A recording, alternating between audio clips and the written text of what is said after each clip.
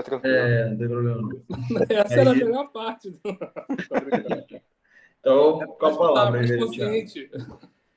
Irmão, o Diego comentou comigo que vocês estiveram estudando a carta de Filipenses, né? Ou aos Filipenses. Uma das cartas da prisão. E aí, agora, como fechamento dessa série de estudos, seria essa aplicação para a vida na igreja, ou na vida cristã. Ou a importância para a igreja de estudar Filipenses e entender os princípios. E aí eu conversei com o Diego e falei, eu não vou, então, gastar muito tempo falando sobre o livro que vocês já estudaram bastante pormenorizado nesse período, perícope, segundo o Diego foi perícope, depois eu perguntei o que é isso. Ele falou que era perícope, né? Né? Parte por parte, bloco por bloco de ideia. Então, acredito que, de uma maneira geral, os irmãos já estejam com o Filipenses muito vivo na memória, e à medida que a gente for aplicando isso para a vida da igreja, com certeza os links vão sendo construídos automaticamente. E aí eu queria já começar fazendo uma provocação. Por favor, a provocação no texto, tá? Se a igreja ela é essencial. Teve muita discussão nesse período de pandemia se a igreja era essencial ou não, se era um serviço essencial. E aí eu não estou entrando na questão política, estou entrando na questão do essencial, tá? Esquece se você é a favor ou contra determinadas medidas sanitárias, enfim. A ideia é se a igreja de fato é essencial enquanto uma estrutura, enquanto um local para se reunir o povo de Deus. E aí eu estou falando de igreja, não estou falando de templo. Estou falando da igreja, a comunhão dos santos. Por que eu estou falando isso? Porque para algumas pessoas, isso antes de pandemia, antes de medida restritiva de distanciamento social, antes de qualquer coisa dessa, algumas pessoas já estavam tendo um olhar para a igreja como algo não essencial. Ou como algo sem importância até. Para vocês terem uma ideia, de acordo com o IBGE, nós somos cerca de 31% da população evangélica. Só que você vai olhar para as igrejas e você não encontra esses 31% da população. Alguns se declaram evangélicos, mas não têm uma atividade regular dentro de uma comunidade local. E aí, é só a gente pegar, se a gente não quiser acreditar no IBGE, no Datafolha, nessa turma toda, a gente olhar para a nossa própria igreja. Obviamente, eu não tenho os dados da igreja de Campo Grande, nem quero ter. Quero com vocês. Mas se a gente olha para qualquer uma das nossas igrejas, você vai ver que o rol de membro, lá do conselho, bonitinho, antes já com a caminhada longa dos conselhos da vida, já vivenciou isso em outras comunidades presbiterianas. Você tem um rol de membro lá com, vamos supor, 200 membros, mas o culto que mais tem gente tem 100. E aqui, assim, chutando alto. Eu sou de uma época, e não sou tão velho assim, que na igreja a gente fazia o relatório da escola dominical e lia. Coisa bem tradicional mesmo. Já está caindo em desuso, pelo menos em alguns lugares. E aí o sonho era que chegasse a 100%. É bem verdade que 100% é utopia. Vai ter o que vai estar trabalhando, vai ter o que está doente, vai ter, enfim, o acamado. Então não vai ter 100%. Eu acho que na minha vida toda eu vi isso acontecer uma vez só e a gente descobriu que a fórmula estava errada, porque deu mais de 100%. Porque tinha visitante. Aí deu 103% no domingo. A gente, ué, mas era um domingo atípico, tinha, acho que a Assembleia da Igreja, alguma coisa assim, e acabou o pessoal fazendo um esforço um pouco maior para estar, mas os visitantes que estavam passou de 100. Na verdade, não estavam os 100 membros, mas passou de 100 por causa dos visitantes. E aí a gente se depara com essa realidade. Para algumas pessoas, a igreja deixou de ser necessária. Ao olhar para a igreja, eles olham com um olhar de reticências, ou até mesmo de desconfiança. Olham para lá e falam, Jesus é ótimo, é legal, mas a igreja eu tenho minhas dúvidas. Em 2012, começou a rodar um vídeo no YouTube intitulado Por que eu odeio a religião, mas amo Jesus? 2012. E até semana passada tinha tido 35 milhões de visualizações. Então, eu não estou entrando no mérito do conteúdo do vídeo, mas como esse tipo de mensagem vai de encontro a uma demanda que muitas pessoas estão ansiando. Você clica num vídeo com esse título porque você concorda, e pelo menos em parte, ou quer saber qual é a argumentação, porque alguma coisa você percebe que pode ter de interessante ali. Então a intenção não é discutir isso, mas é mostrar que para algumas pessoas, lá no passado, exatamente, Anderson, algumas pessoas lá no passado já viam a igreja como ou um navio naufragando e é a hora de pular fora, ou uma igreja que se perdeu ao longo do tempo, seja no tempo, seja no espaço, seja na relevância. Então, assim, a igreja não está cumprindo o seu papel, a igreja não está fazendo o que deveria fazer. Então, pensando nisso, Felipe Yancey publicou um livro que foi publicado no Brasil pela Mundo Cristão, em que ele fala, o título é Alma Sobrevivente. E aí no subtítulo é Sou Cristão apesar da Igreja. E aí nesse livro ele vai falar sobre como tem muita gente machucada com a instituição igreja, não com o evangelho em si. Ele fala assim, mas e Filipenses? Calma que a gente vai chegar lá. Para outros, a igreja se perdeu em todos os sentidos. Faz vista grossa na sociedade, faz vista grossa com o mundo, se tornou irrelevante. Em meio a isso tudo, chega uma pandemia. E aí a igreja se vê tendo que se mostrar relevante, se mostrar essencial, por que ela deveria existir. E por que ela deveria permanecer de portas abertas.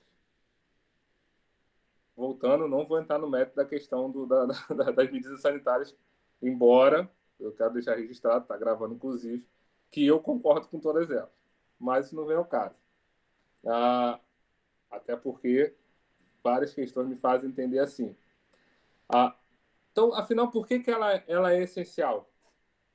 O que a gente precisava entender como igreja para provar, para fazer, como a teologia chama de apologética, para defender a nossa fé de uma igreja que é relevante e o papel dela é importante ela permanecer aberta. E aí a gente começa a perceber que ao voltar com as atividades presenciais, em algum momento ou em algum nível, as igrejas precisaram fechar, algumas fecharam mais tempo, outras fecharam com mais restrição, outras fecharam totalmente e agora voltam a abrir já com vacina, enfim, com as suas cautelas todas. Por que algumas pessoas não voltaram? Ou porque algumas voltaram? Porque também tem aquele que volta com a motivação equivocada. Se eu não voltar, vou ser julgado, né? O pessoal vai achar que eu apostatei. Ou eu estava com saudade de ver o pessoal. Não de fato ser igreja. Vocês estão conseguindo caminhar comigo? Né? Se eu estiver viajando muito, vocês falam. A gente volta. Então, assim, por que eu não vou voltar? Eu não vou voltar porque eu ainda não me sinto seguro? Ou eu não vou voltar porque eu já achava que eu não precisava estar lá? E aí agora eu tenho uma excelente justificativa. Contrário, eu vou voltar porque eu preciso estar no ambiente chamado igreja, que reúne o povo de Deus, que comungam da mesma fé, que ajudam o próximo, que vivem o evangelho, ou eu não consigo identificar isso na minha igreja local. E aí tem uma música antiga, que é assim, a começar em mim. Muda coração. Se eu não consigo ver isso na minha igreja local, eu preciso começar por mim. Né? E não apontar, porque não vai funcionar. Mais à frente eu vou ler o testemunho de um americano, e ele vai falar um pouco sobre essa vivência de igreja, esse discipulado da igreja. Então a igreja, ela é essencial, ela é importante, e não só Jesus, o que é realmente importa, mas o viver o evangelho que Jesus ensinou através dela, a ponto da Bíblia dizer que Cristo morreu pela igreja. Claro que a igreja somos nós, alguns falaram isso a todo vapor nesse período de pandemia, importa é a gente, nós somos a igreja, a instituição, né, não nos representa, e por aí foi. Para a gente entender o papel da igreja, a relevância da igreja, a gente olha para Filipenses. Paulo, quando escreve na prisão de Roma para os crentes de Filipe, ele tem uma linha de raciocínio, como todos nós, como vamos escrever uma carta. Se bem que a gente quase não escreve carta hoje em dia. No máximo um e-mail, e aí é padrão, porque geralmente é formal. Mas é como se estivesse contando, ou dando uma orientação, dando uma recomendação, fazendo uma normativa, uma instrução. Ele começa e tem alguns elementos na carta de Filipenses que nos mostram a importância da igreja e como encarar essa igreja. É como se a gente olhasse para o texto de Filipenses, para a carta de Filipenses, e tirasse um print dessa carta. Quando a gente tivesse dúvidas do que é a igreja, se ela é essencial e como ela funciona, a gente olhar para o que Paulo escreveu para os cristãos de Filipe como uma imagem. Como a gente abrisse Filipenses assim, em um sistema, não era bem um sistema, sistematizado, mas era outro nome que eu queria falar. Enfim, como um quadro.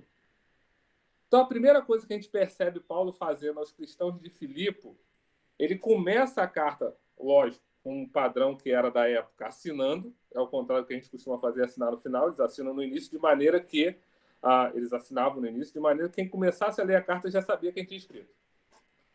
E Paulo tem a característica, quando ele começa a escrever a carta, qualquer carta, a forma como ele se apresenta nessa carta está ligado diretamente ao assunto que ele vai tratar dentro dela. Então, quando Paulo se apresenta como servo, ele vai falar de serviço. Quando ele se apresenta como apóstolo, ele vai falar sobre apostolado. E assim vai. No caso de Filipenses, ele vai falar, inclusive, para a liderança da igreja. Porque em Filipe, vocês devem ter visto isso em algum momento, existia uma casta. Né? Então, tinha... alguns poderiam achar que o que Paulo estava falando era para um grupo e não para o outro. Embora não tivesse uma divisão formal, eles estavam tendo alguns problemas, isso fica claro no capítulo 4, a gente vai chegar lá.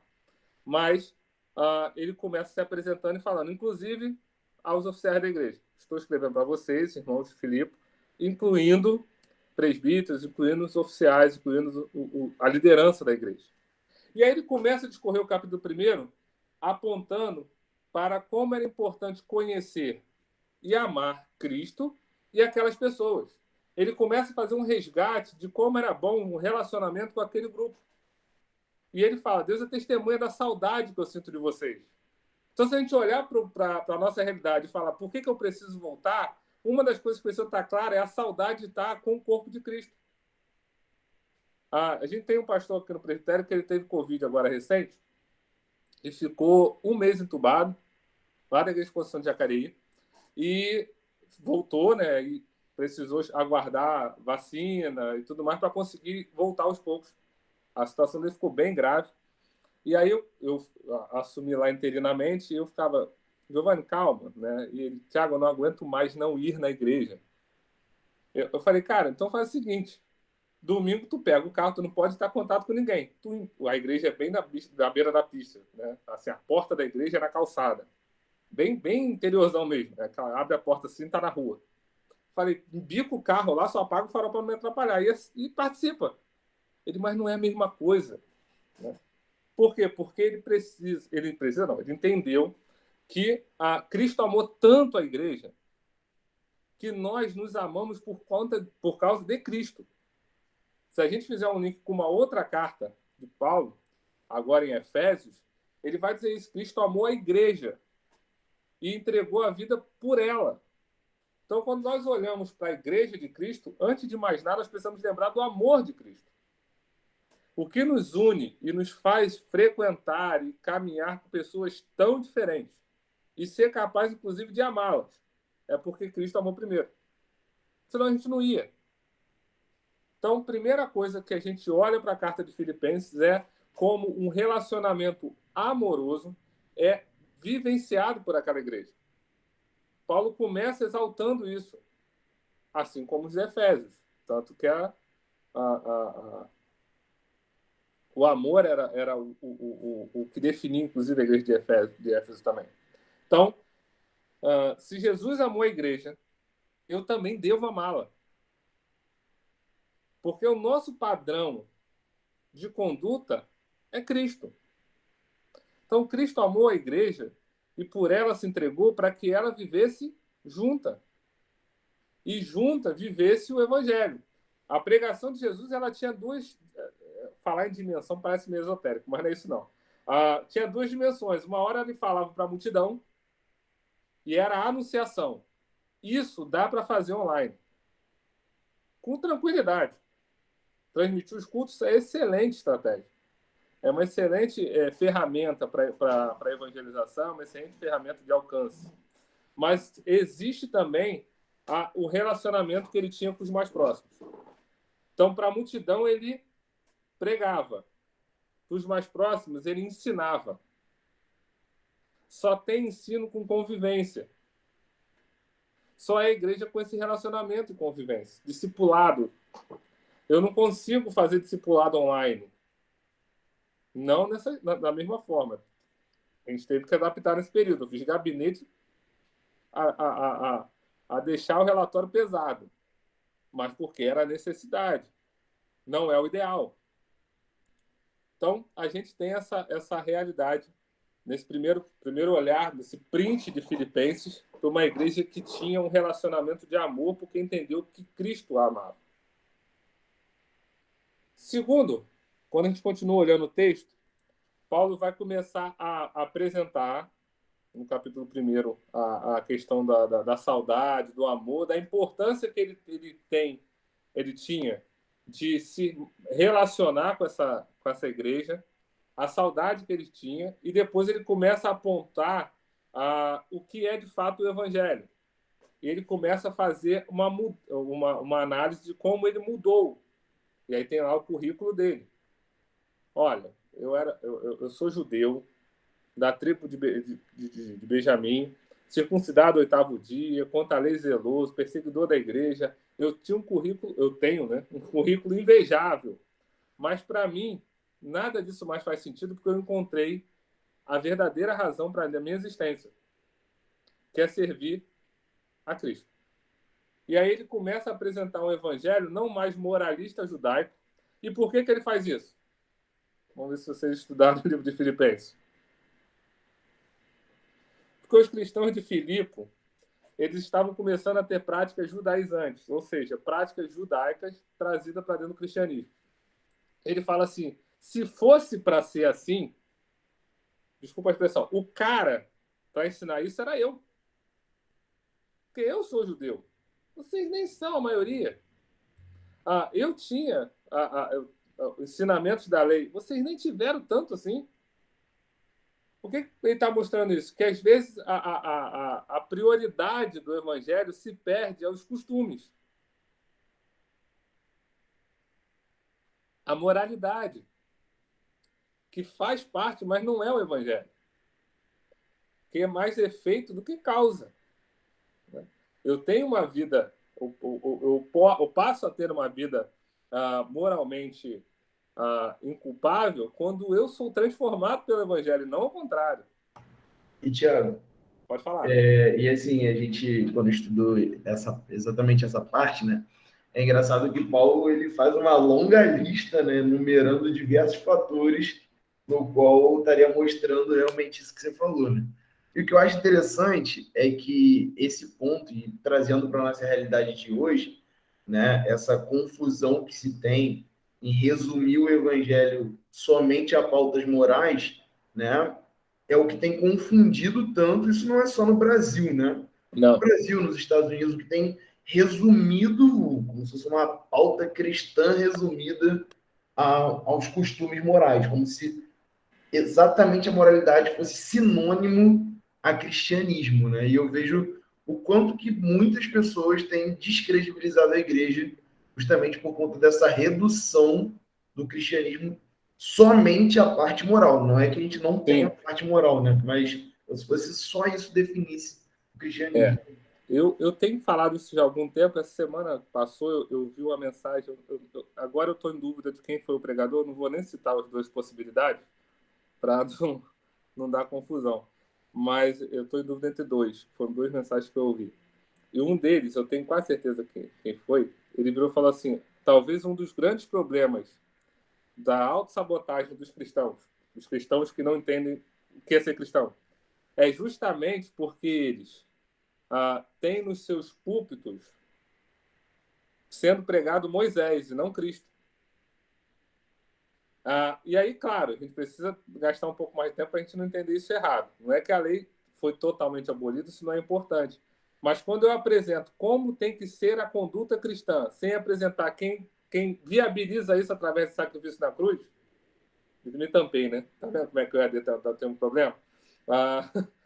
Quando você viabiliza, ou melhor, você não apresenta quem transforma, você está sendo goela abaixo uma moralidade que é incapaz de qualquer ser humano ter, a não ser através do sacrifício de Cristo. Nós, no nosso automático, nós somos imorais. O nosso coração é corrupto. O que nos dá um freio é justamente o fato de sermos alcançados por Cristo, transformados por Ele pela Sua palavra e a habitação do Espírito Santo. É Ele que nos convence da justiça, do juízo e do pecado. Então, quando você vem só com a forma, aí eu lembro no passado remoto, quando a gente falava que surgem os convencidos e não os convertidos. Né? Ele se convenceu de viver daquele período, daquela forma um período, mas ele não consegue. Por quê? Porque é só a moralidade. Então, às vezes, o evangelho ele se perde dentro desse legalismo dos nossos dias. Eu repito, não que essas condutas não sejam importantes, mas elas não são o alicerce da nossa fé. O alicerce da nossa fé é que Cristo morreu pelos nossos pecados e que nós fomos salvos pela graça. Isso não é mérito nosso, é favor imerecido, por isso que é graça. Embora não tenha sido de graça, como diz o Bonhoeffer, ela foi na cruz, foi cara para alguém, mas não foi para a gente. Então, quando eu entendo isso, eu olho para aquele que ainda não foi alcançado e eu olho para ele com um olhar de misericórdia. Porque se não fosse a graça de Deus, era eu lá. Entendeu? E aí a gente não. Tem uma frase de Tim Keller, do Timothy Keller, não sei se vocês têm contato com esse autor, é um fantástico. Está até meio devagar, porque está em tratamento de câncer e tudo mais. Ele fala o seguinte: se nós entendemos que nós fomos salvos pela graça, a gente não tem condição de se achar superior a ninguém. Porque não foi mérito nosso. Então, ele teve aqui na Barra, né? Teve. Quando ele teve na Barra, eu não pude ir. Eu tive com ele em São Paulo. Ele falou exatamente isso aí que você está falando aqui na Barra, né? Do Evangelho da Graça. Sim. Né? E aí, o que a gente vê hoje não necessariamente é essa compreensão por parte da igreja. Entendeu? Da igreja como um todo, da estrutura igreja de forma geral. Não estou falando especificamente da nossa denominação, não estou falando especificamente da nossa região, nada disso. Como um todo. Né? E aí começa a ter uma dificuldade de entender o que de fato é o evangelho. O que é de fato os surdos ouvem, os cegos veem, as vidas são transformadas, existem os Nicodemos, que são os doutores da lei que são convertidos, existem os Zaqueus, que eram corruptos e se convertem, são convertidos, né? E assim vai. Né? Então, vidas são de fato transformadas, ao ponto de a gente chegar, muitas das vezes, nos nossos dias, de quando tem alguém que é transformado, a gente fica igualzinho o filho mais velho da parábola do filho pródigo. Não duvido. Esse aí, senhor, não vou nem participar da festa. Sei não. Você viu como eu que estava aqui, agora vai ser igual a mim? Negativo. A gente não é igual, não. Não é isso que está na parábola? É isso que o filho faz. Não vou entrar na festa, não. O cara pegou uma parte da herança, inclusive que era a menor parte do caçula. Ele foi, gastou tudo e agora só faz uma festa. É a típica reação do religioso. Né? Quando vê Deus transformando vidas. Mas vamos lá. Então, a prioridade do evangelho ela é demonstrada, ou precisa ser demonstrada, na igreja. E Paulo vai mostrar isso aos filipenses. eles começam a ter uma série de dificuldades lá, com práticas judaizantes, com divergência lá entre Evod e Sinket, e mais alguma coisa que vai acontecendo naquele meio tempo, ele fala assim, vamos olhar de volta para quem nos une. E aí, tanto que no final do capítulo 1, chegando no finalzinho, não no final, ele vira e fala assim, eu queria estar até com Cristo, que era muito melhor, inclusive. Eu podia ter morrido. Mas eu estou aqui por conta de vocês. Eu estou aqui porque eu entendo que eu ainda tenho uma missão junto a vocês para que o evangelho seja de fato apresentado. E aí ele apresenta, inclusive, chegando no capítulo 3, falando da própria encarnação de Cristo. Que mesmo ele sendo Deus, ele não julgou com usurpação ser Deus. Ele não julgou que ser Deus era algo que ele deveria se apegar. Não vou descer. Descer é ótimo, né? É uma visão muito platônica do céu, né? Mas vamos lá. Eu não vou. Eu não vou esvaziar a minha glória para morrer por esses aí. Isso seria se apegar. Não, ele se esvazia, assume forma humana, se torna o cordeiro, se torna não, né? Executa a profecia do cordeiro sem mácula, morre pelos nossos pecados, é um sumo sacerdote que conhece as nossas limitações e fraquezas porque é homem, 100% homem também, e ele se entrega por nós. Então, vê a linha de raciocínio de Paulo em Filipenses. Ele começa falando, eu amo vocês. Eu amo, inclusive, porque Cristo amou. Eu lembro de algumas coisas que aconteceram quando eu estava aí. Claro que ele não relata isso tudo na carta, mas aconteceram coisas. Eu lembro que quando eu precisei, só vocês me ajudaram. Eu estou com saudade, eu estou doido para voltar aí. Estou doido para estar de novo com vocês. Mas a gente precisa lembrar que, independente disso tudo, existe um evangelho que precisa ser priorizado. E vocês estão priorizando práticas que não são o evangelho. Amém? Tá lá? Tá ou não tá? Agora vocês já estudaram Filipenses. Vocês já viram isso. É tudo revisão. E aí, ele passa a falar sobre a prioridade de se apresentar o que é de fato o evangelho. Que Cristo morreu pelos nossos pecados. Mesmo sendo Deus, não se apegou ao fato de ser Deus, se esvazia da sua glória, assume forma humana, e aí tem ali, nesse período já ali do primeiro século, surgindo algumas seitas que vão combater o fato de de Jesus de fato ser Deus, porque assumiu forma humana, então se ele era homem, ele não podia ser Deus, ou se ele tinha carne, que era na concepção ali helênica, o sinal de pecado. Então, peraí, se a carne é má, ele não podia ter carne. Isso vai dar uma confusão que os primeiros concílios vão resolver depois. No concílio de Nicéia, de Trento, com a turma toda. De Trento, não. Concílio de Nicéia e concílio de Capadócia. E aí ele vai e fala, não, porque se a gente entra nessa onda, né, como eles começaram a entrar, fala assim, se ele não era homem, ele não sofreu nada na cruz. E aí o evangelho vai se perdendo aos pouquinhos.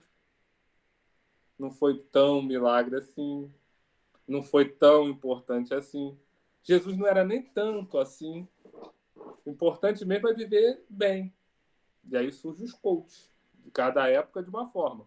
Ora o coach financeiro, ora o coach da autoajuda, mas sempre a mesma coisa. Né? Mas falando em Mark Dever, ele tem uma série de livros falando sobre igreja saudável.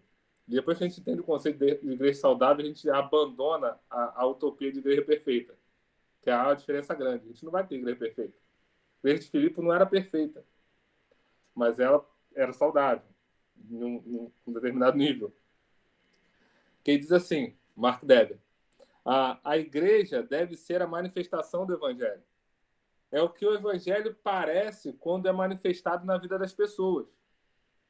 Remova a igreja e assim você remove a manifestação visível do evangelho no mundo. Os cristãos das igrejas são chamados a participar da evangelização de exibição. E o mundo testemunhará que o reino de Deus começou numa comunidade de pessoas feitas à imagem de Deus e nascidas de novo pelo Espírito Santo. Os cristãos, não apenas como indivíduos, mas também como povo de Deus reunido em igrejas, são um retrato mais claro que o mundo vê de quem Deus é e qual é a sua vontade para eles. Jesus disse: seu amor uns pelos outros provará ao mundo que são os meus discípulos. João 13:35. E Paulo afirmou: o plano de Deus era mostrar a todos os governantes e autoridades dos domínios celestiais, por meio da igreja, as muitas formas da sabedoria divina. Esse era o seu propósito eterno que ele realizou por meio de Cristo Jesus, nosso Senhor. Efésios 3:10-11. Então, a igreja surge tão somente do evangelho e ela é a exibição desse evangelho. O que fez a igreja do primeiro século lá de Atos ter a sua vivência destacada é que ela vivia o evangelho. E ela não era perfeita. Às vezes a gente vê pensagem em Atos e fala assim, para a igreja do primeiro século tem que voltar ao padrão da igreja primitiva. Que a igreja primitiva era o máximo. Que a igreja primitiva tinha Deus ali, do lado. Tudo acontecia. Tudo acontecia. Tinha um casal mentiroso que foi fulminado, teve outro que não fez o que tinha que fazer, teve outro que começou a rachar. Né? Tinha um apóstolo que achava que era mais importante que o outro. Então a igreja teve problema durante toda a sua vida. Mas isso não faz com que ela não seja importante. Não faz com que ela não seja relevante. Porque ela é corrigida pelo próprio evangelho que a institui. Tira-se o evangelho, você tem qualquer outra coisa, menos igreja. O que aconteceu na história da igreja quando a pregação da palavra e, consequentemente, o ensino do evangelho foi posta de lado? Declínio. E aí começou uma série de pautas moralistas, até vir a reforma. Você tinha venda de indulgência, você tinha venda de cargo eclesiástico por parte do clero, você tinha uma série de questões moralmente duvidosas, porque o povo também não sabia o que era. Por que você tem alguns relatos, sobretudo dos reformadores, que o impacto é causado justamente quando eles conseguem ler a Bíblia? Quando Lutero pega Romanos e fala: o justo viverá por fé, ou pela fé. E aí ele entende que aquelas obras todas que eles faziam tinham outro sentido que não viver pela fé. E tantos outros. Né? Então, a igreja, em última análise, ela é um grupo que se reúne para viver o evangelho na sua totalidade. E aí, o que a gente vê nos nossos dias? Igrejas cada vez mais afastadas de viver o evangelho. E aí, quando a gente tem que voltar lá no início e pensar por que algumas pessoas achavam que não era essencial? Por que algumas pessoas não estavam com saudade de participar?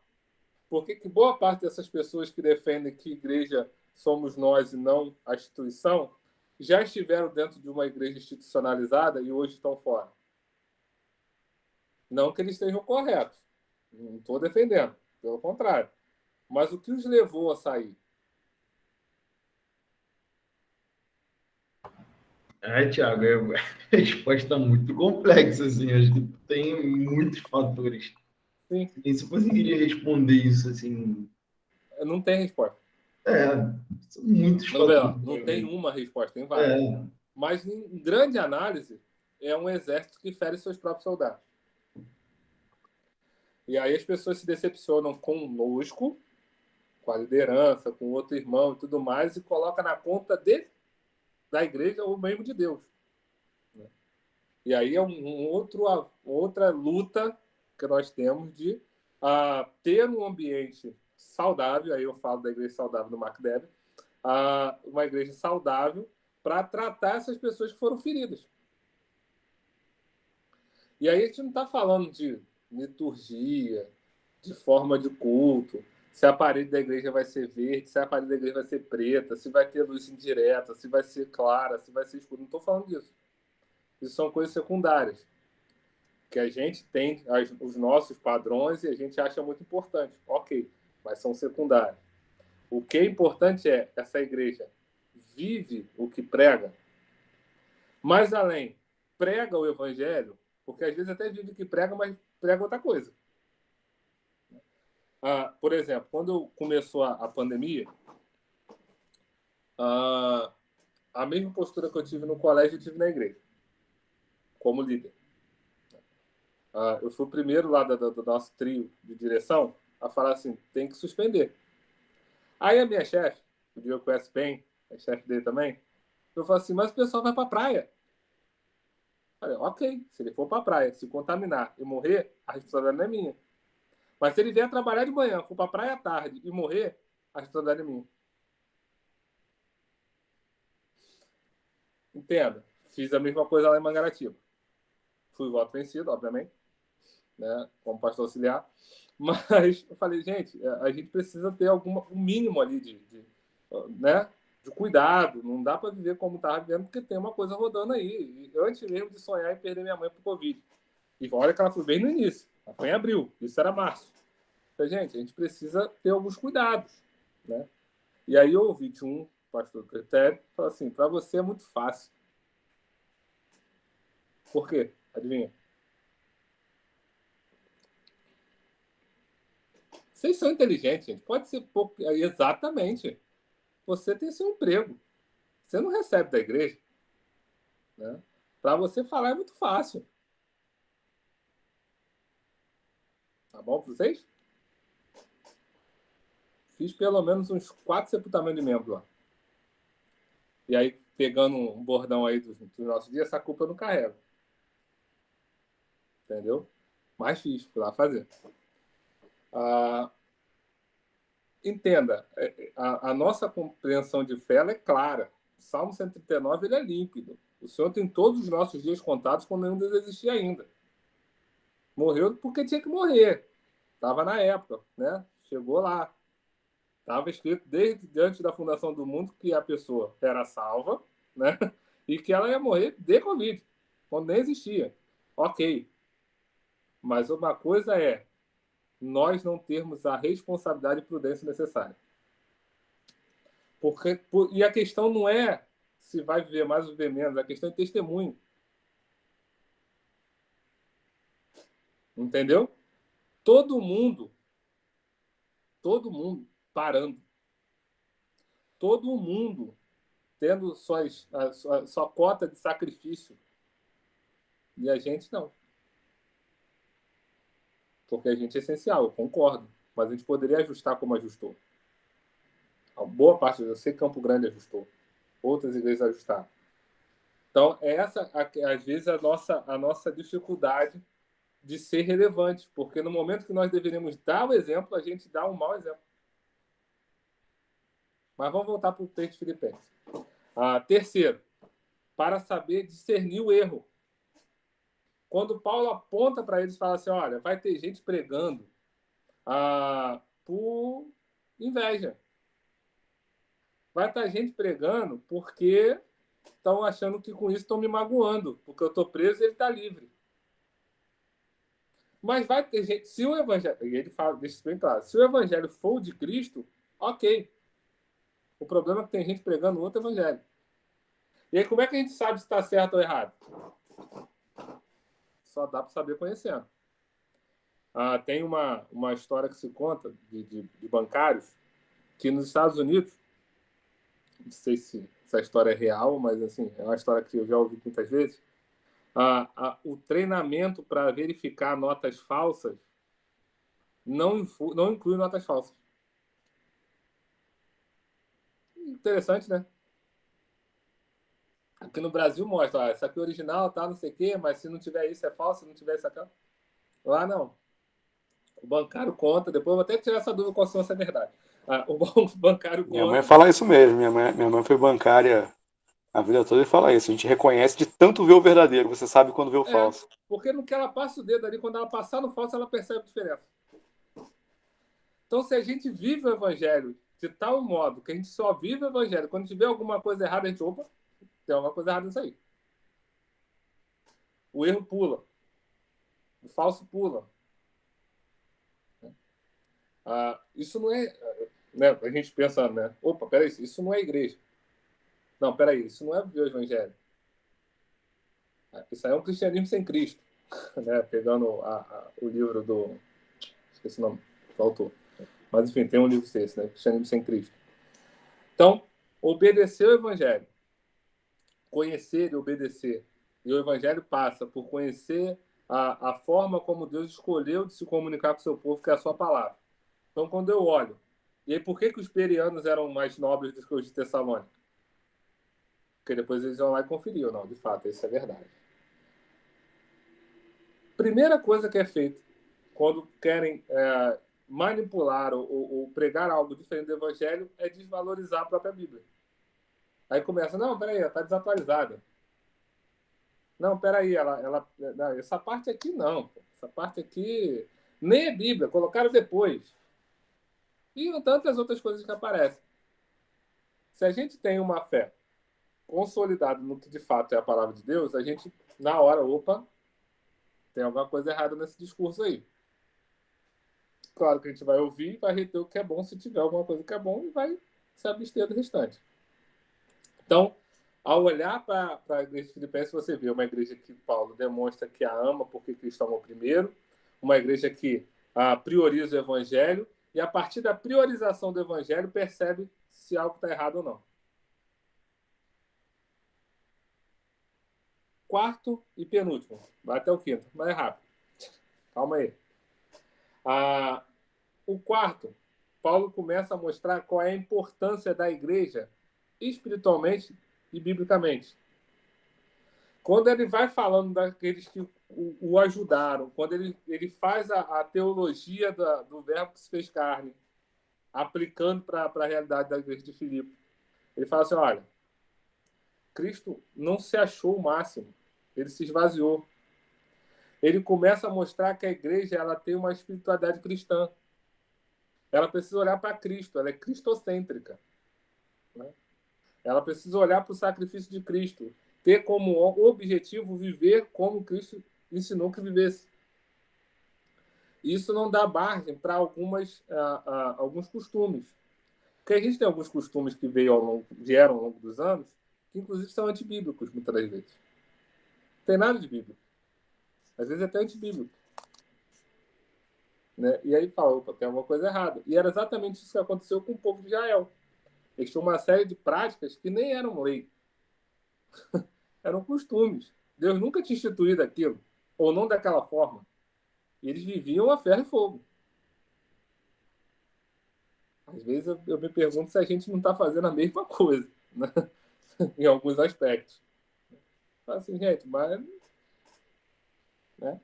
Mas vamos lá. Então, para compreender o que não é bíblico, o entendimento de que cristão não precisa de uma organização chamada igreja local, algumas instituições religiosas com o nome igreja ou algo do gênero não são nada bíblicas. Elas se reúnem desinstitucionalizadamente. É interessante. Não, a gente aqui não é igreja, a gente se reúne aqui, e no final das contas vira uma igreja.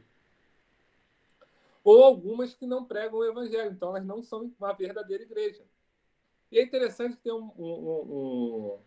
naquele diálogo de Jesus com Pedro, vocês lembram muito bem, que eu acho que é um dos mais famosos, que ele fala assim, Pedro, tu me amas, né, tal. E aí depois Pedro, na terceira, fala, né, apacenta as minhas ovelhas e tal. Um pouco antes, tem Jesus perguntando quem ele era. E aí uns dizem que o senhor é Elias, outros dizem que o senhor é João Batista, outros dizem um dos profetas. E aí Jesus fala, e vocês? Quem vocês dizem que eu sou?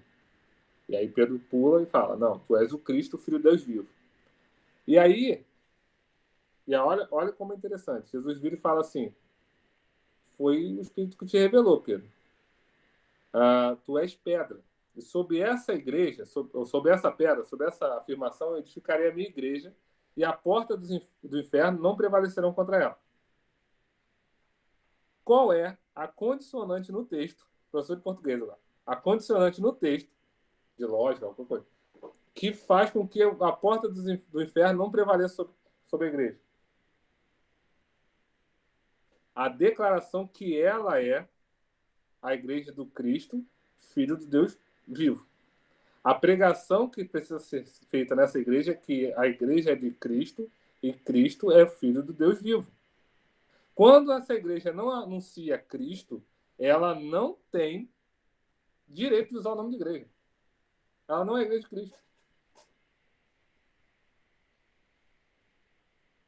Entendeu? E aí a gente entende o papel da igreja em anunciar Cristo. De modo algum é a instituição. Cristão não precisa da igreja. Não é o modo do templo, não é o formato, não é se é banco ou cadeira, não é se o púlpito é de acrílico ou madeira, não é se a liturgia é mais agitada ou menos agitada, é se prega que Cristo é o Filho de Deus vivo.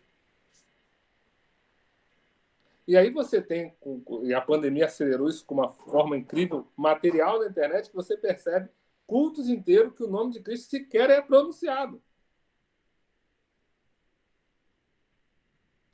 Fala-se sobre tudo. De economia, de educação financeira a educação de filhos. Fala-se de investimento na bolsa sei lá, vertente política. Mas não se fala que Cristo é o Filho de Deus vivo, que esvaziou-se, assumiu forma de homem e morreu por nós. Quinto e último. A igreja, quando a gente olha, e aí, chegando no capítulo 4, você percebe que a igreja também é para curar os feridos e convencer os vacilantes da necessidade da igreja.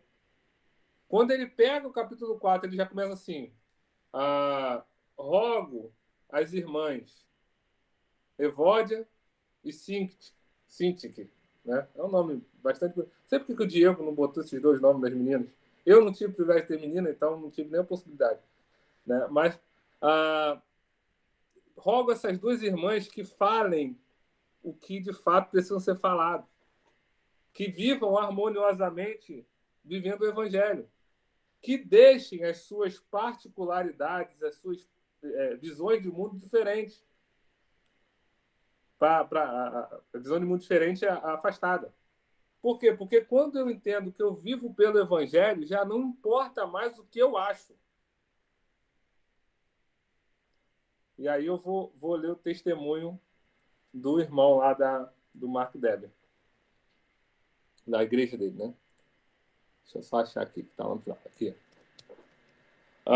Jonathan Lehman foi convertido, passou a frequentar a Igreja Batista de Washington e na sua recepção ele falou o seguinte texto: contudo, esse tipo de pregação não foi a única coisa que o Espírito Santo usou para me atrair para aquela igreja. Pregação expositiva que o Mark Dever prega, né? Ele também usou as pessoas. Um homem chamado Dan me convidou para participar todos os sábados de manhã de um café da manhã e do estudo sobre Isaías com a sua família. Um casal aposentado, Ellen Harding, me convidou para jantar. O mesmo aconteceu com outro casal mais velho, Paul e Alice. O abraço da igreja foi doce e caloroso. Eu tinha alguns amigos de faculdade não cristãos lá em Washington comigo. Mas cada vez mais eu queria passar tempo com esses novos amigos da igreja também e convidar meus amigos de faculdade para se juntar a nós. Essa congregação, seus amores e compromissos, ofereceram-me uma imagem de um tipo de vida diferente. Eu vivia para servir a mim mesmo. Preste atenção nessa parte, que essa parte eu acho que é a mais bonita do testemunho, ao meu ver, né? Eu vivia para servir a mim mesmo. Eles viviam para servir a Deus e aos outros. Eu usava as minhas palavras para me exibir ou criticar. Eles usavam a palavra de Deus para encorajar. Eu falava sobre Deus como se ele fosse um capítulo da filosofia. Eles falavam de Deus como se o conhecessem. Eu queria curtir a festa do fim de semana e eles queriam desfrutar de Cristo. A congregação também me deu uma visão de um tipo diferente de cidade. Lá estávamos nós, em Washington, uma cidade fervilhando com conversas sobre as próximas eleições de novembro de 96. 96, nem lembro, nem sei quem foi eleito. Viu que é bom de história aí? Eu acho que foi Bush pai, mas não sei. Os membros também gostavam dessas conversas. Alguns deles até mesmo viajaram para seus locais de origem para várias semanas de campanha pelos mandatos de seus chefes no Congresso e no Senado. No entanto, essas pessoas falavam sobre essa parte 96. No entanto, essas pessoas falavam sobre política como se apenas fossem importantes. A cidade queria que elas tratassem política como algo fundamental. Os membros da igreja tinham interesse em política. A cidade queria que adorassem a política com os seus ídolos. Isso significava que dentro da igreja a cultura política parecia mais calma, menos frenética, mais respeitosa. Nossa concordância sobre coisas verdadeiramente fundamentais, como a fonte da justiça eterna, nos permitia discordar amorosamente sobre coisas importantes com as melhores estratégias políticas para a justiça agora. As divisões demográficas tradicionais também tinham menos influência. Eu era solteiro, com os meus 20 e poucos anos. Com o tempo, passei cada vez mais noites com casais na casa de 70 e 80 anos. Minhas primeiras amizades significativas e profundas com irmãos e irmãs de minorias étnicas ocorreram na igreja. Resumindo, aprendi que a cidade de Deus marcha com um ritmo diferente, ao mesmo tempo que participa de algumas marchas cívicas e culturais nas cidades desse mundo. Essa é a prática, a aplicação prática de 1 Coríntios 12, 13. Alguns de nós são judeus, alguns de nós são gentios, alguns são escravos, outros são livres, mas todos nós fomos batizados em um só corpo, no Espírito Santo. E todos recebemos o privilégio de beber do mesmo Espírito. E Paulo continua demonstrando que o corpo é curado no Espírito Santo, no Espírito de Deus, usando um na vida dos outros. E aí ele vai falar sobre o corpo, lá do versículo 14 ao 27 do 1 Coríntios 12. Então, o que faz a igreja estar junta e se unir é o fato de entender que ela não é uma comunidade terapêutica. Ela não é um clube. Ela não é uma autoajuda. Ela não é um tratamento de direitamento nacional ou de reformas sociais. Ela participa disso tudo como um ente da sociedade. Mas ela é outra coisa. Ela é a igreja do Deus vivo, que foi comprada pelo sangue de Cristo. Se algo tem que ocupar as nossas mentes e corações, é isso. É uma organização de serviço comunitário, é uma associação de pessoas que apreciam a palavra de Deus, mas ela, sobretudo, precisa ser uma manifestação visível do Evangelho. As pessoas precisam olhar para os evangélicos e verem Cristo. A Bíblia diz que nós somos as cartas que o mundo lê.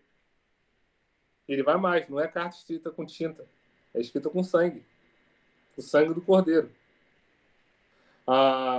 De maneira que a igreja pertence a Deus. E pertencendo a Deus, ela está em boas mãos. Não precisamos ter medo, nos preocupar, tentar resolver do nosso jeito. O Salmo 21, Salmo 21, diz que nós confiamos em Deus. Uns confiam em carros, outros confiam em cavalos, mas nós confiamos no nome do Senhor. Então, de maneira que, para nós, de fato, sermos igrejas, quando olhamos para Filipenses, nós precisamos entender que essa é uma comunidade que ama o próximo porque ama a Deus. E demonstra esse amor. Sente saudade, sente vontade de estar junto. Mas por que sente vontade de estar junto? Porque entendeu a priorização, entendeu que precisava priorizar o Evangelho. Porque quando a gente vive o Evangelho, o ambiente fica bom. O problema é quando a gente deixa ele de lado. Aí começam a surgir as divisões, os problemas e tudo mais. Entendendo isso, vivendo o Evangelho, a gente consegue perceber melhor os nossos erros. Erros individuais e erros enquanto comunidade. E enquanto grupo de forma geral, né? Outras igrejas. E perceber que, de fato, alguns não são. Partindo daí, você entende, olhando também para Filipenses, que o evangelho ele tem uma aplicação prática para a igreja. A igreja está escrita como ela tem que viver. Ela é a igreja comprada pelo sangue do Cordeiro para viver esse evangelho e anunciar a morte de Cristo até que ele volte.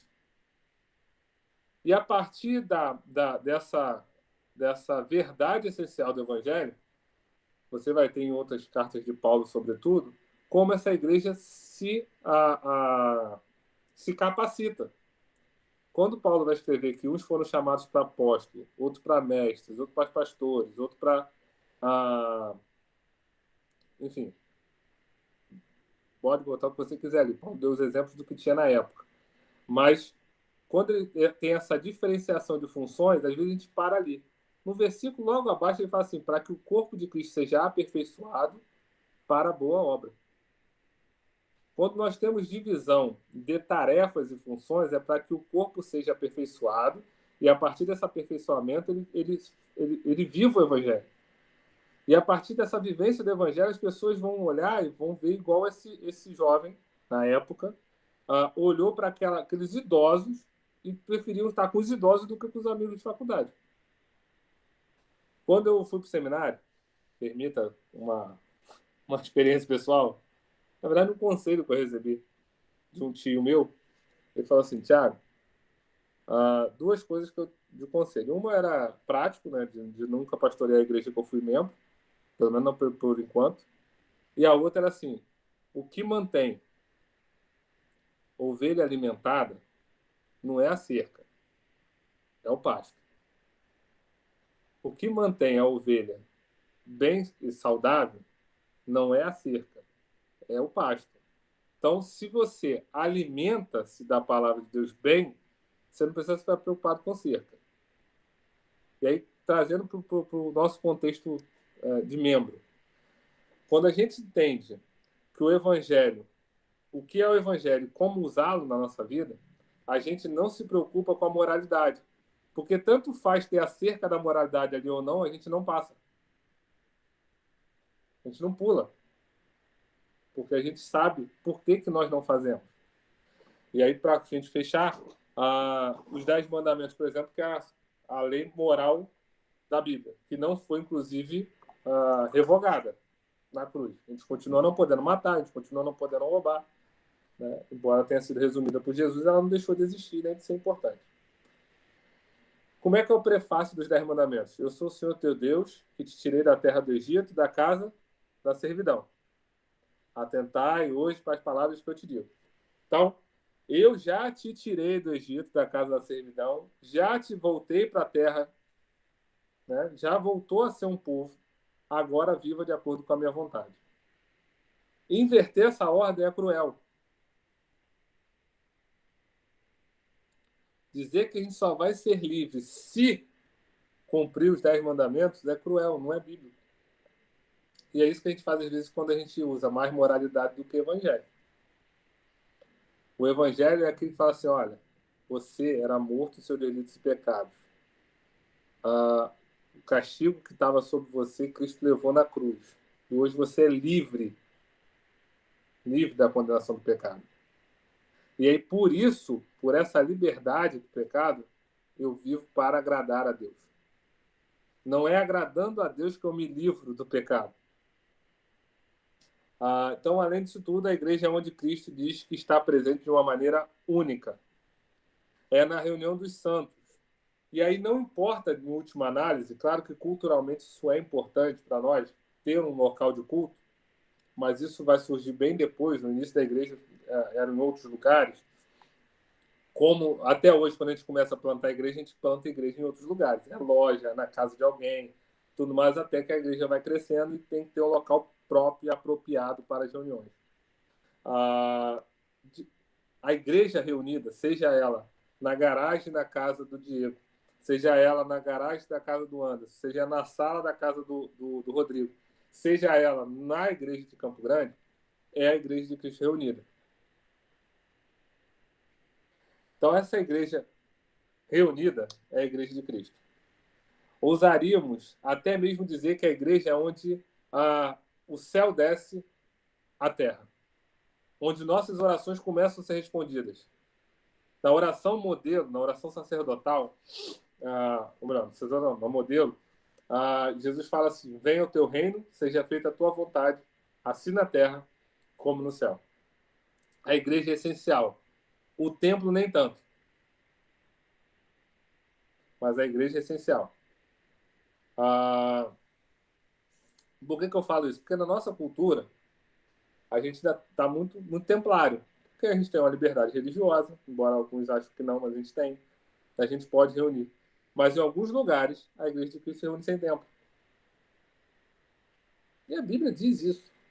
Que ele não habita em templos feitos por mãos humanas. O importante não é o local que a gente está. O importante é a gente, de fato, ser igreja reunida. Reunida. Não dá para ser sozinho também.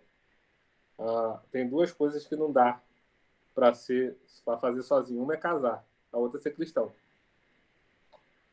Não dá.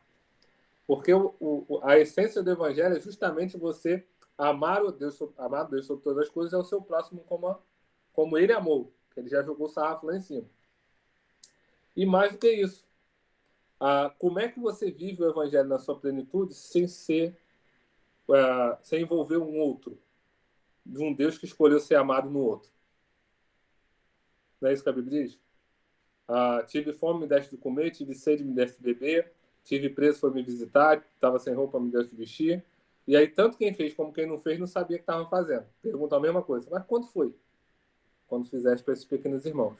Além de tantas outras orientações, amar uns aos outros, cuidar uns dos outros, admoestar uns aos outros, advertir uns aos outros.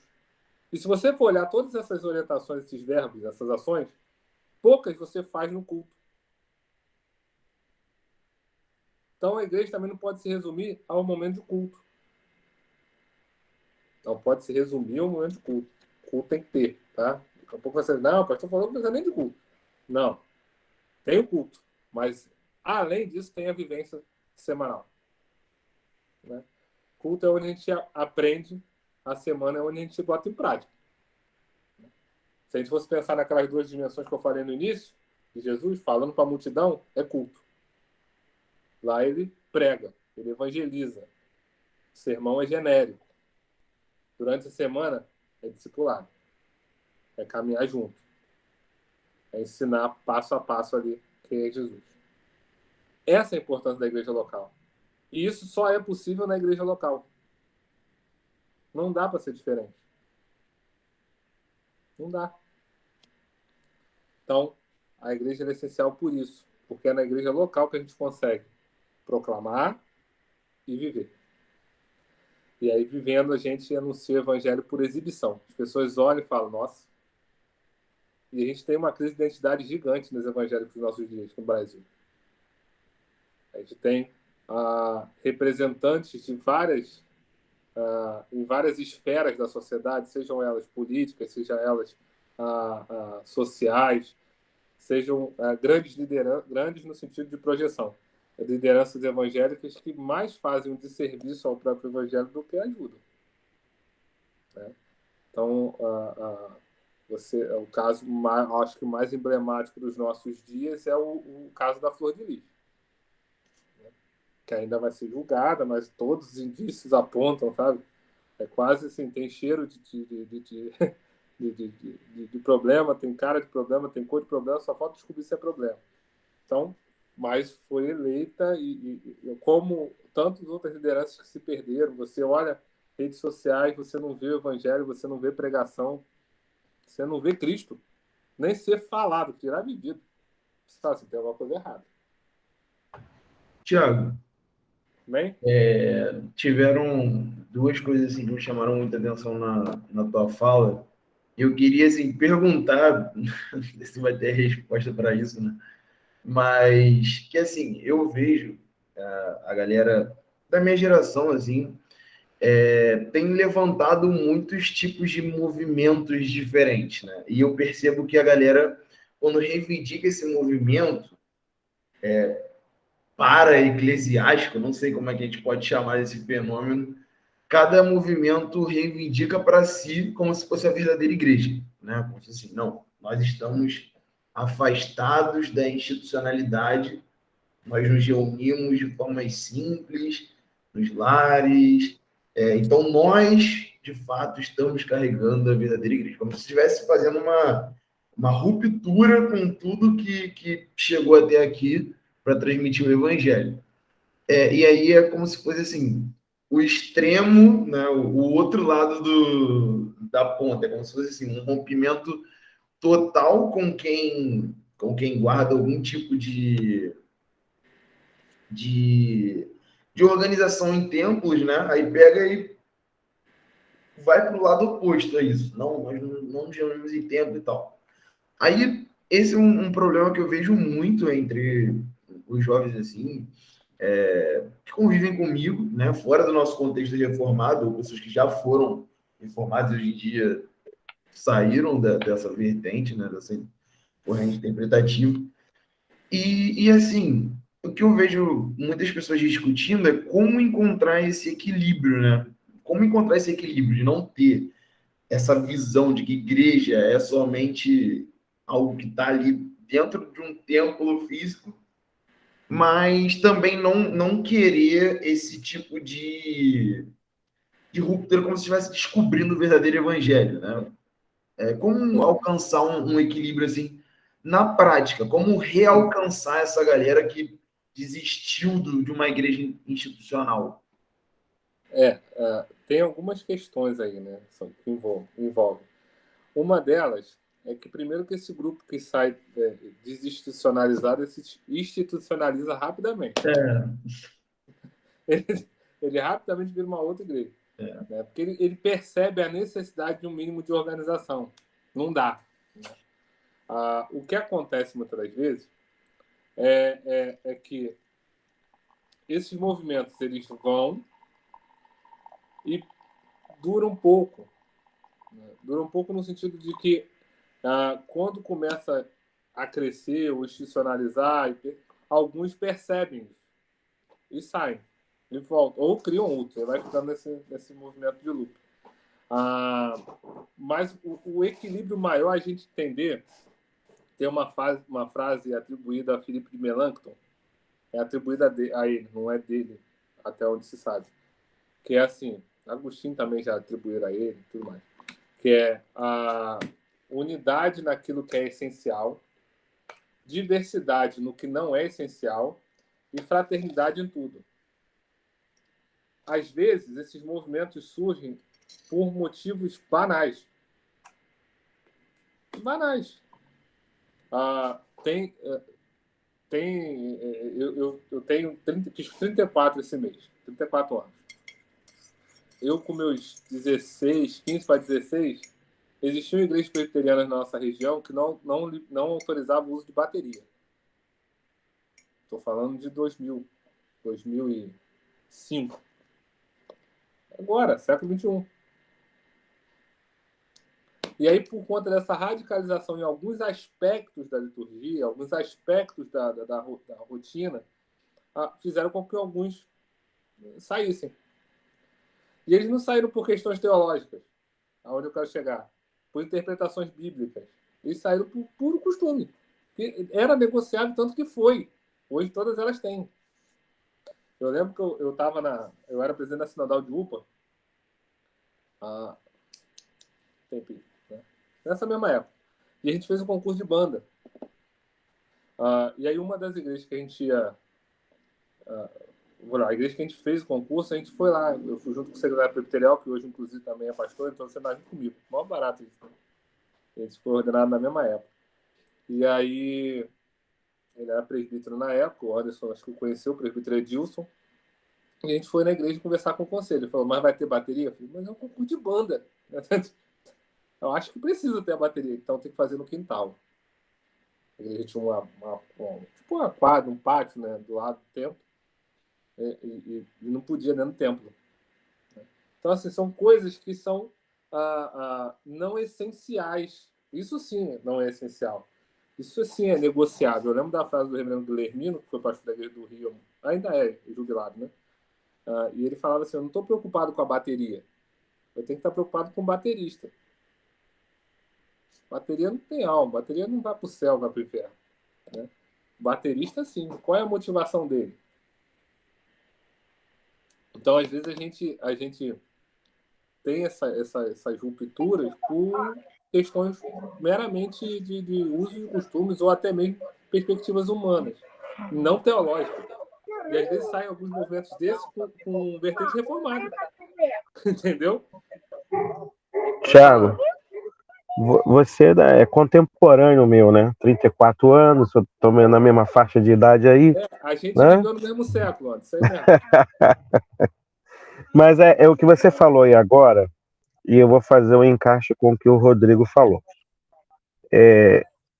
Nós vivemos num período, aí eu vou falar um pouco da IPB de maneira geral, né? E aí quem nos ouvir depois pode discordar, vai botar lá, né, um hashtag aí depois. Mas a IPB ela se protegeu ao máximo o tempo inteiro do movimento pentecostal. Não sei se você sentiu isso. Quando você da bateria, era guitarra, teclado, a gente viveu isso, né? Pastores ficavam na porta da igreja em pé dizendo que ia entrar ou não, e a gente ali, né, com a cara grande ali. A Rapidinho, preocupação. eu tinha um irmão lá da igreja que ele foi disciplinado na vez porque eles cantaram Vencedor por Cristo. Pois Vencedor, é, só pra você. eu cantava Rebanhão, o pessoal fica rindo de mim aí, ó. Rebanhão já era pra ser mesmo de conselho. Já era para conselho, cara, já era para conselho. Então, essa preocupação de manter uma teologia saudável, até eu acho legal, né? Mas ela fez com que a igreja se fechasse para determinadas coisas que não são teológicas, né? E são culturais, como você mencionou aí, né? Não são essenciais, né? Como você mencionou. E hoje a gente vive um outro movimento, né? Eu acho que a igreja continua tentando se proteger, né? E acaba se excedendo em algumas coisas que também não são essenciais. E aí acaba, de uma certa forma, distorcendo o evangelho como distorceu lá atrás. Isso não é uma coisa só nossa, da IPB, isso ocorre com todas as igrejas, né, de maneira geral. E esses excessos acabam fazendo com que as pessoas se frustrem dentro do evangelho, né? Acabam vivendo uma série de frustrações uma atrás da outra da igreja, e eles acabam depois tendo, né, não se expulsam, mas se auto-expulsam, né, da igreja com o objetivo de ver um outro evangelho diferente desse. Então, poxa, eu ouvi dizer que ali é melhor, então eu vou lá beber. E vão quebrar a cara, porque vão voltar depois. Você falou isso, é verdade. Vão se institucionalizar novamente, né, porque não tem como. Mas a palavra aí é o equilíbrio, né? A palavra-chave aí de Filipenses, e quando Paulo fala os judaizantes, né, aquela coisa, a palavra ali é equilíbrio, né? E a gente hoje tem às vezes do púlpito, né, um evangelho falando uma pregação de Moisés, uma pregação judaizante, né, uma coisa aquela dura e que não flexibiliza. Eu não estou dizendo que tem que flexibilizar com pecado, tá? Porque aí daqui a pouco alguém vai dizer, olha, não, com pecado é pecado, e a gente sabe que é pecado, todos sabemos o que é pecado, que desagrada a Deus, né? Não precisa de lista de pecado, a gente sabe exatamente quem tem o Espírito Santo, eu costumo dizer isso, não precisa dizer o que é pecado, né? O Espírito Santo fala conosco, né, de maneira direta aos nossos corações. Meu irmão, você está pecando. Então, assim, por que... Aí vai uma pergunta, né? Você falou de seminário, né? Nos seminários há essa visão teológica, há essa preocupação de formar pastores ou liderança, né? Com uma visão equilibrada, em que eu citar a frase, eu não vou citar exatamente como você citou, mas naquilo que é essencial, né? E aquilo que há diversidade, a gente poder divergir. Eu vou. A gente é acadêmico, aí sim a gente está na mesma turma, a gente é acadêmico, a gente tem a questão das metodologias, né? O que eu vejo no seminário nesse aspecto é uma visão exclusivista da nossa teologia. Então, assim, não tem espaço para diálogo de pensamento. O que a gente está fazendo aqui? Todo mundo aqui é convicto da fé. Não tem dúvida quanto a isso. Todo mundo aqui é convicto da importância da igreja. Então, que somos membros de igreja. Mas o fato da gente perceber e fazer uma autoanálise dos nossos ambientes e ver o que pode ser aperfeiçoado a partir da palavra de Deus é importante. Por que eu estou dizendo isso? No seminário, quando se fala em qualquer tipo de divergência, o Rodrigo brincou contigo. É isso aí. Liberal. Né?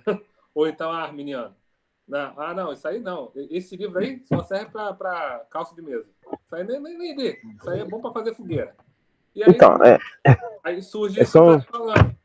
Os liberais versus os fundamentalistas que a gente vê hoje.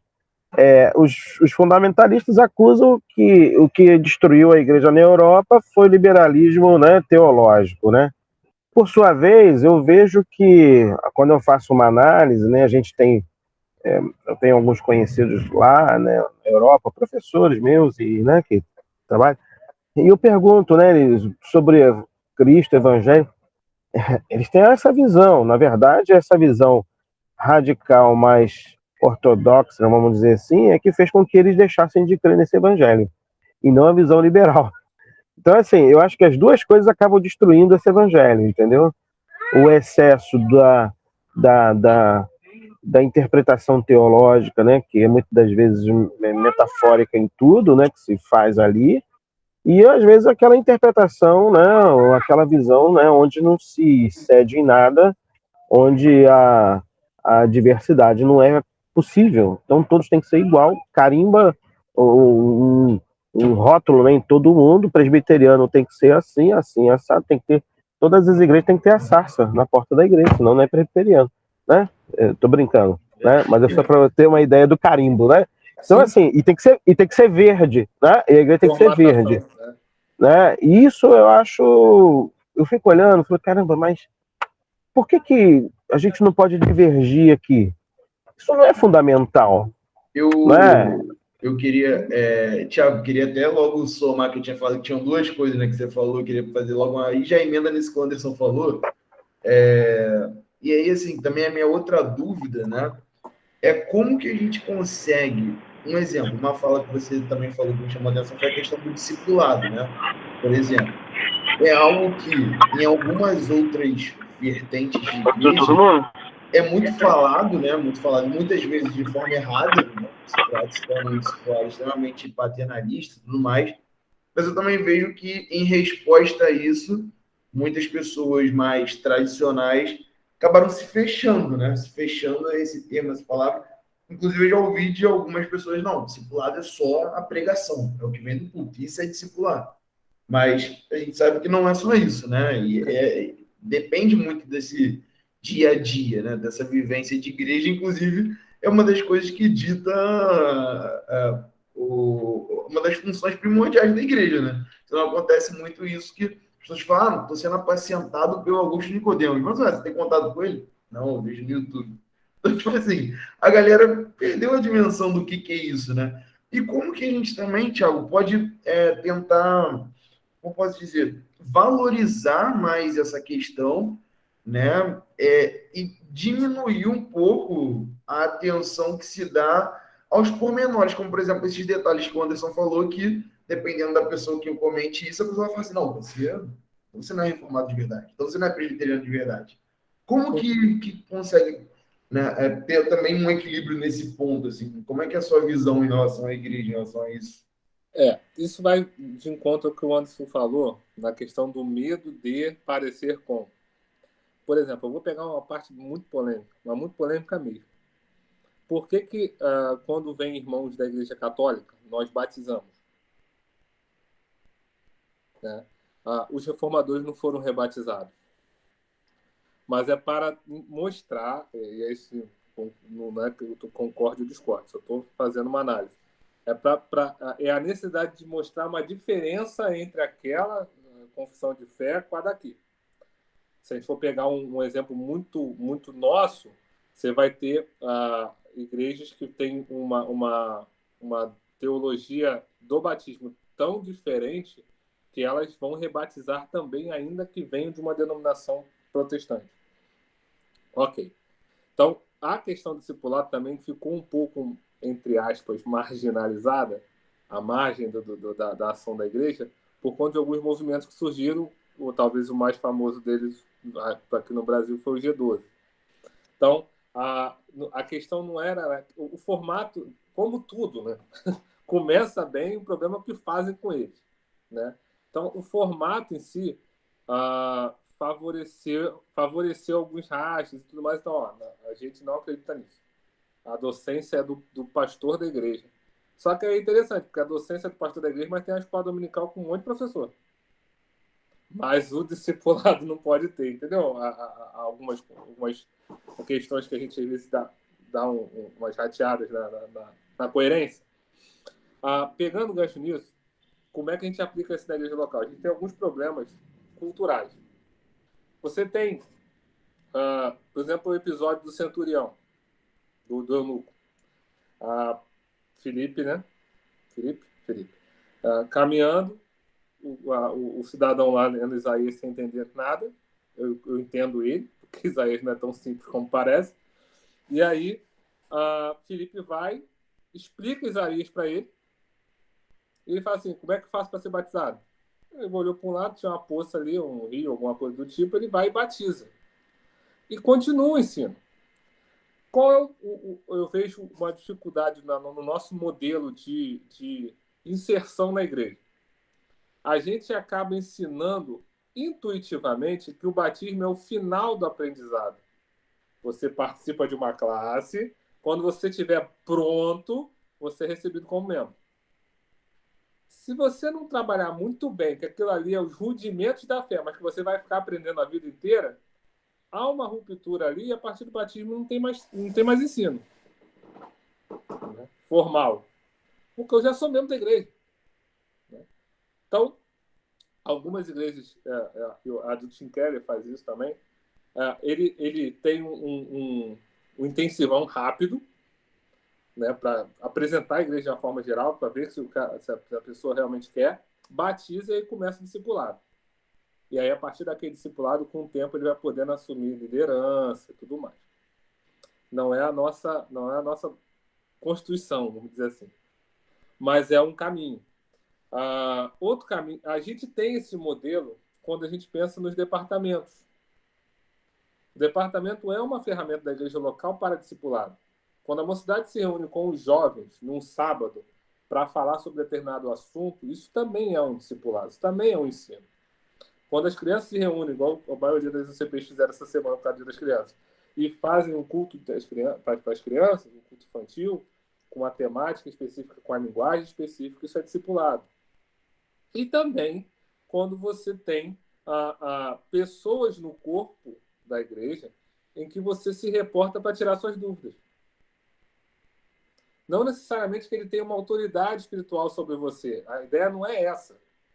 A ideia é alguém que já caminha há mais tempo, tem condições de me auxiliar em determinadas áreas de conhecimento, né?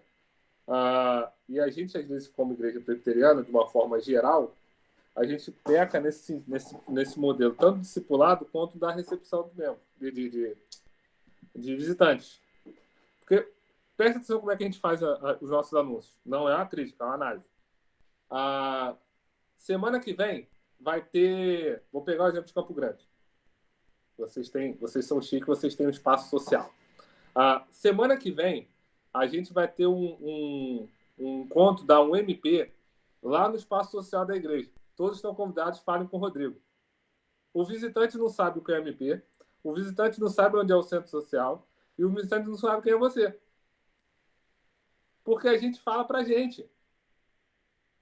Aí o liturgente, por sua vez, irmão, vamos abrir nossas Bíblias em Isaías 53, do 2 ao 18.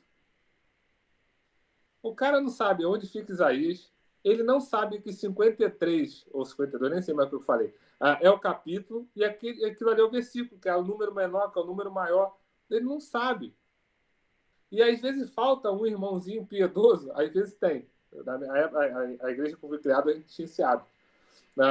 de abrir a Bíblia e dar para o visitante, pelo menos para ele acompanhar a leitura, né?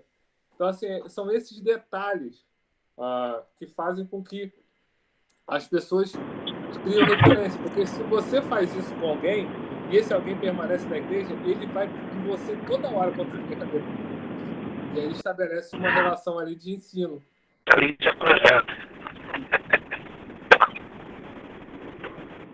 Não, e aí tem a questão da apresentação, que é pior ainda. Tipo, o irmão se colocar de pé. Só quem gosta disso é crente. O antes levanta, não, eu tô aqui com minha família, presbítero antes, tá lá, tô aqui, reverendo Tiago e tal.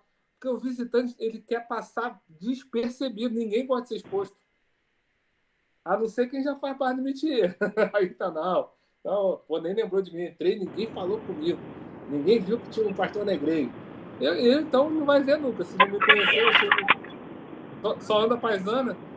Então, assim, não vai saber mesmo. Teve uma vez que eu fui passar férias em Poços de Caldas, e aí o meu filho mais velho foi para a escola, para culto infantil. Aí eu fui lá, descia, a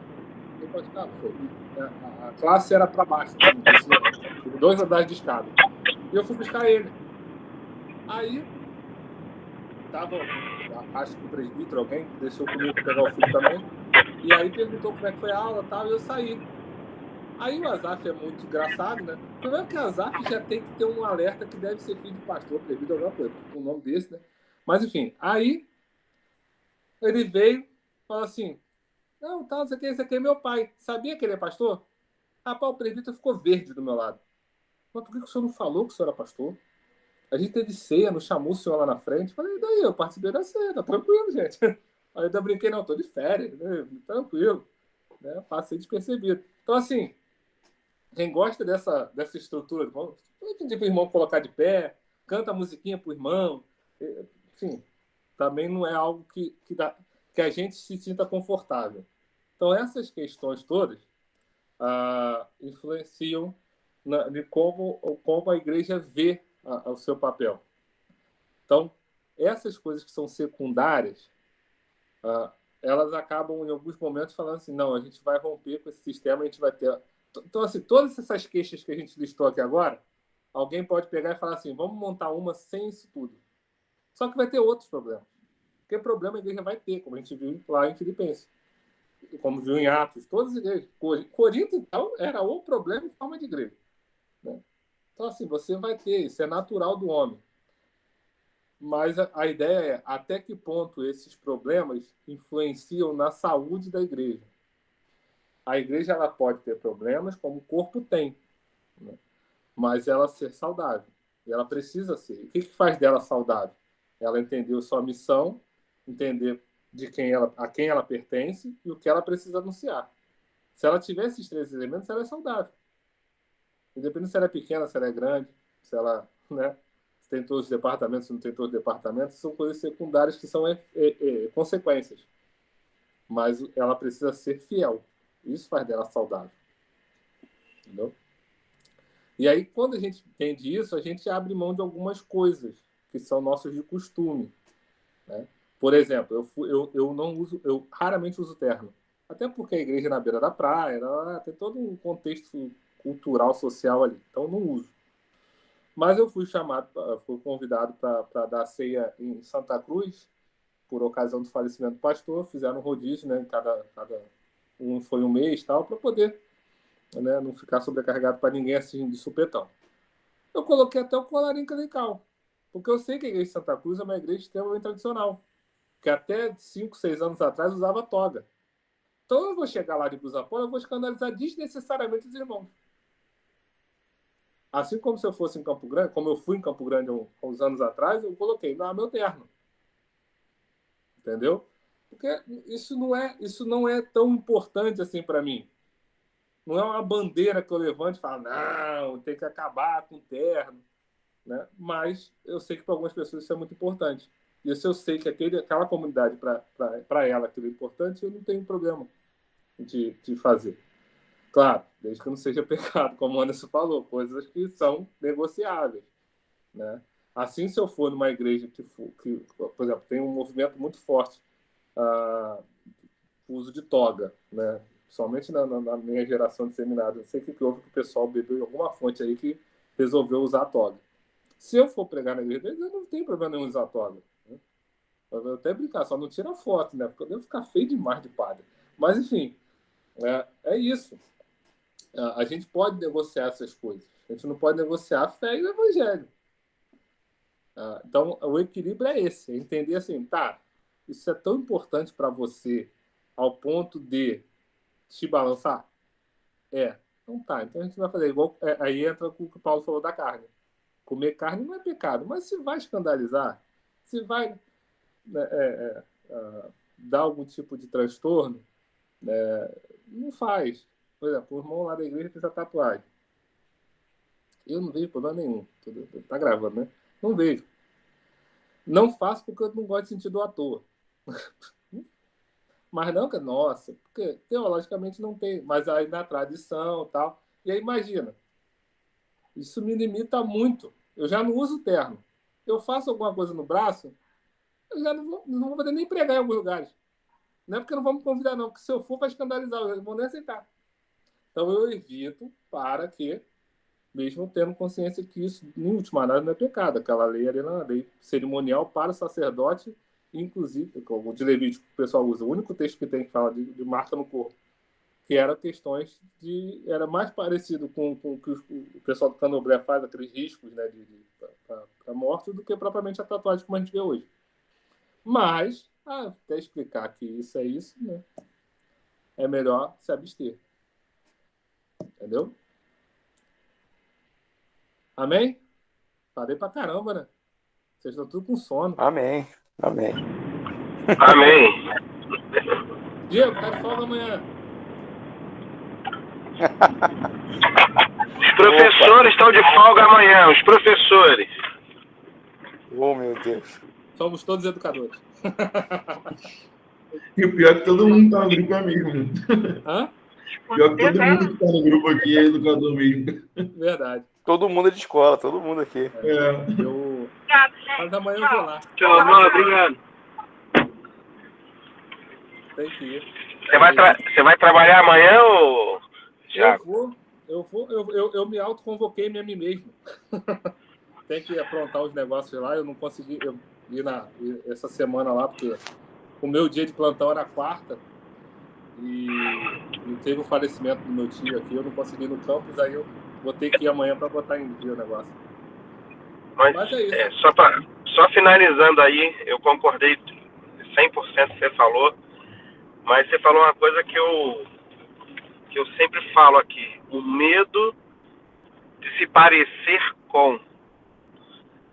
Essa frase aí, a gente pode fechar o estudo de hoje. O medo de se parecer com, né? Eu acho que isso, né, às vezes faz com que a gente perca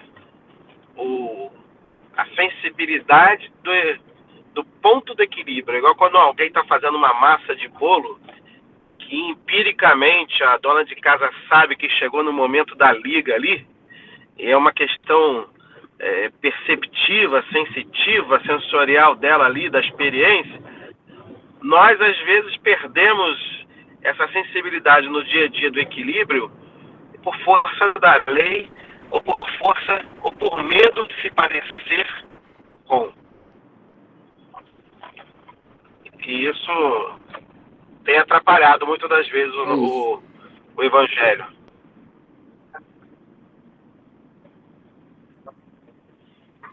Sim. É isso. Gostou muito? Reverendo Thiago, muito obrigado mesmo pela participação. Não, deu para entender. Deu para entender. Deu uma picotada, mas deu para entender. Deu para entender. Então, eu queria mesmo agradecer em nome assim, da UMP, agradecer também ao Diego por ter feito o convite ao senhor. Foi excelente hoje, foi muito bom mesmo. Espero que o senhor possa aparecer mais vezes aí para trocar ideia com a gente. Essa discussão dá pano para manga, né? A gente conversar horas e horas. Outras, né? Exatamente. Diego, quer falar alguma coisa? Não, só agradecer mesmo. O Thiago eu já conheço de muito tempo, né? Trabalho, então. Conviver diariamente. Tem uns papos. Conviver diariamente, né? A maioria dos nossos assuntos não são desse tipo, né? São de trabalho, tá bom? Mas realmente foi muito legal o nosso encerramento, né, com essa palavra. E é uma boa reflexão para a gente levar realmente, né? São coisas que a gente de vez em quando se pega pensando, né? Dessa questão do porquê igreja, né? Da importância da igreja, o que é templo, o que é igreja, né? E saber fazer essa diferenciação, né? Da nossa função, nosso papel enquanto igreja. Pô, achei realmente muito, muito legal. Valeu mesmo, Thiago. Estou à Foi disposição um aí, prazer enorme. Muito bom. Vou Foi um tentar prazer aparecer em enorme. Campo Grande aí para participar com vocês no domingo. Tá bom. Tentando Pô, com encaixar aqui certeza, na com minha certeza. folga. Com certeza. Rodrigo,